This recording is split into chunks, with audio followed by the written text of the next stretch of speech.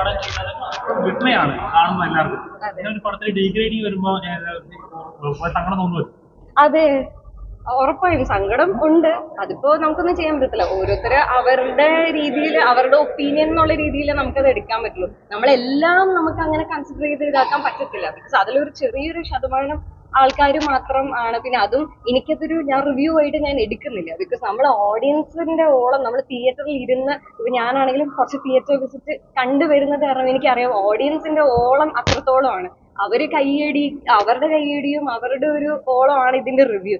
അല്ലാതെ ഓരോ ആൾക്കാർക്ക് അവരുടെ ഒപ്പീനിയൻ പറയാനുള്ള സ്വാതന്ത്ര്യമുണ്ട്, അതൊക്കെ അവരവരുടെ കാര്യം. പക്ഷെ അതല്ലാതെ ഇതാണ് ഇതിന്റെ റിവ്യൂ. ഓഡിയൻസിന്റെ തിയേറ്ററിലുള്ള ഓളമാണ് ഞാൻ റിവ്യൂ ആയിട്ട് കാണുന്നത്. അത് കാരണം ഇതൊന്നും ഇതിനെ ബാധിക്കുന്ന ഒരു കാര്യമല്ല എന്നാണ് എനിക്ക് പറയാനുള്ളത്. Movie is going on very well. അത് പറഞ്ഞുകൊണ്ടിരിക്കത്തേ ഉള്ളൂ എന്നാണ് എനിക്ക് തോന്നുന്നത്. ബിക്കോസ് ഓഡിയൻസിന് അത്രയും ഇഷ്ടപ്പെടുന്നുണ്ട്, എല്ലാവരും സാറ്റിസ്ഫൈഡ് ആണ്. മൂവി കാണുമ്പോൾ ആരും ഡിസപ്പോയിന്റഡ് ആയിട്ടല്ല ഇറങ്ങുന്നത്. എല്ലാവരുടെയും ഫേസിൽ ആ സന്തോഷമുണ്ട്.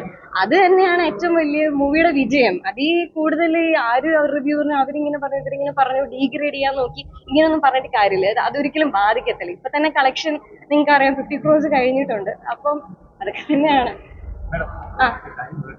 ആ ഓക്കെ ശരി, താങ്ക് യു.